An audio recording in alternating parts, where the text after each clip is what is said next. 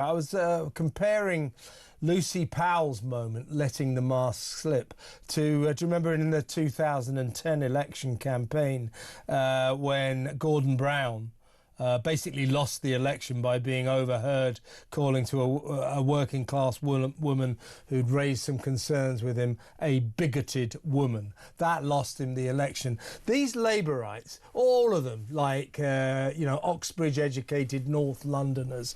OK, Gordon comes from Scotland, but you know what I mean. It's the Guardian reading dinner table circuit. When they let their mask slip, just as Lucy Powell did, just as Gordon Brown did, it's an insight into what these Labour politicians really think of the working classes, isn't it?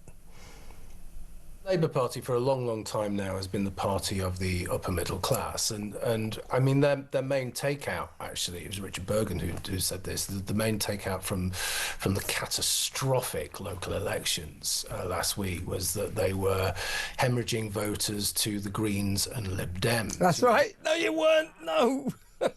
That's what they're really concerned about. They're not concerned about the oinks. They're not concerned about the people who are going to vote for reform. They don't care about those. They don't actually want them. They find them embarrassing. They're not well educated enough. They're low information. They're gammon. They're all of those things. You can imagine the way they talk about them in private, can't you? Yeah. Because the 2010 instance you've just talked about there is classic. You can imagine it completely. What they're really concerned about is the bleed away to the Lib Dems and the Greens. And for me, that just summed it all up massively.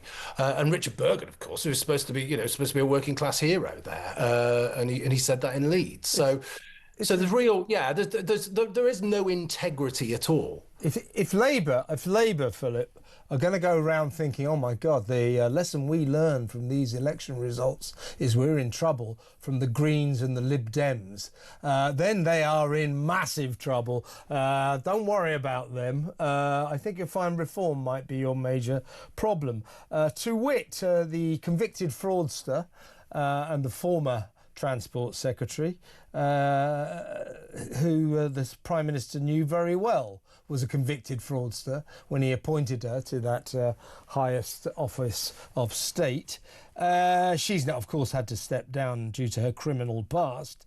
Anyway, she's written a piece in the Times today saying she knows how to deal with the threat from reform.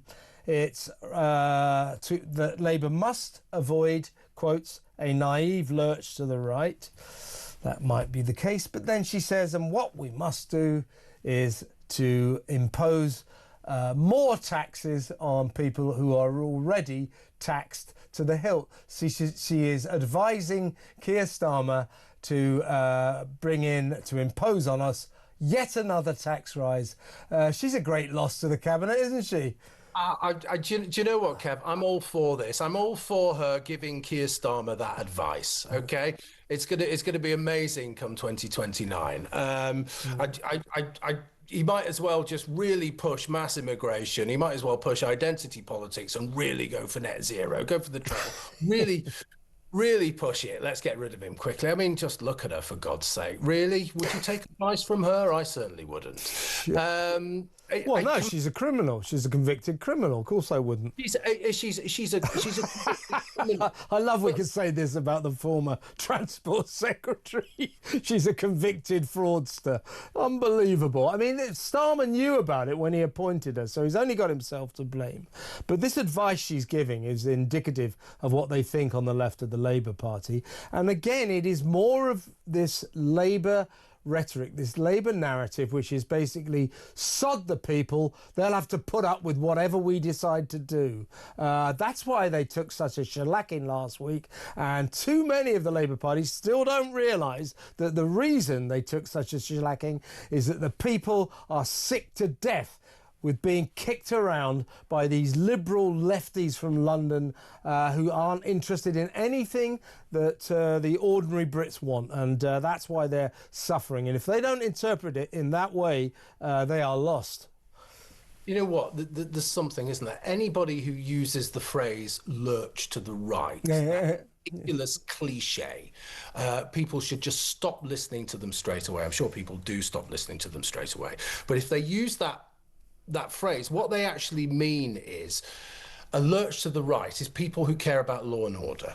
Right? People who care about education, people who care about their country, people who want some kind of contract between the past, the present, and the future. In other words, some kind of continuity that's rooted in tradition. That now is what far right means. That's what these people think far right means.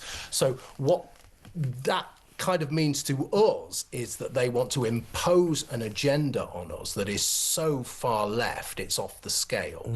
So we have to understand what that term means, and of course people do. I mean, they've reduced language to nothingness now because it serves their purpose, but it also serves our purpose as well. And people should not be ashamed or frightened of being called far right anymore, because it's meaningless. It doesn't mean what it used to mean. It doesn't mean you're a neo-Nazi anymore or anything like that. It means you care about your family. It means you care about your country. It means you want to pay tax, and it means you want to contribute to society. That's what they think far right means now. And okay, I'll take it. If that's what it means, all right, then I'm far right. Call me far right. I don't care. That's the attitude we've got to have. That we've got to push back on this, okay, because people are frightened of being called these names by these people.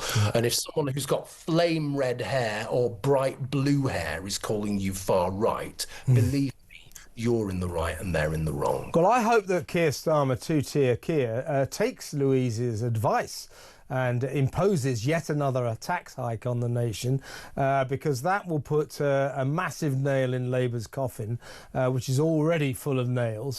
So they're going down and down again. I thought it was extraordinary when Keir Starmer said, you know, a lot of prime ministers would say lessons learned, but I'm not like that. I'm going to tell you, I get it.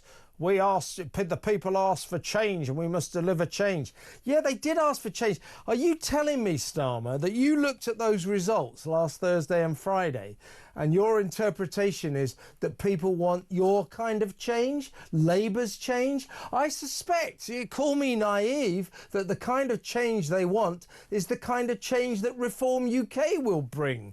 In his quieter moments, surely our Prime Minister isn't so stupid enough not to realise that. They want change back. Actually, people want change back to how it used to be. People want change back to how it was in the 90s and the 80s. People are really, someone made a really good point about this. People are really nostalgic about the 90s now, the 1990s. I was there in the 1990s, so were you. It was a pretty bland decade. No one thought anything. That's not actually true, Philip. I was actually born in 2001. It's not a hard line. I'm sticking to that. Yeah, but people, you know, people look upon that decade now as being a beacon of freedom of speech and sense and joy and happiness and all the rest of it. And if you look back, it actually was. People were so much happier because we didn't have all of the change that they've implemented since then. We didn't have identity politics. We were only beginning to have the first instances of real mass immigration, and it hadn't made the devastating impact it had. So yes, let him make all the changes he wants to. We can get rid of him as soon as possible. But people want to change back. People want their country back. People want their identity back. People want to be happy again, actually. If that's as simple, it really is as simple as that. Yeah. They want to be happy again. That's not too much to ask, is it? But we've got this, we're ridden with ideology, and ideology divides people. That's what it's for. Yeah, exactly right.